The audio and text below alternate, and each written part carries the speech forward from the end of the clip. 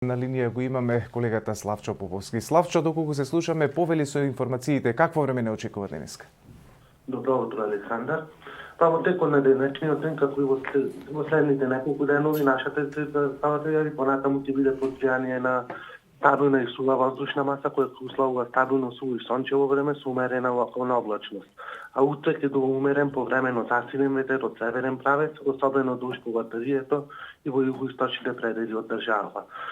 За време на викендот има повеќе облачност, особено во недела, во попладневните и во вечерните часови се очекуваат повремени локални врнежи од дожд, додека на повисоките планини врнежите ќе бидат претежно од снег.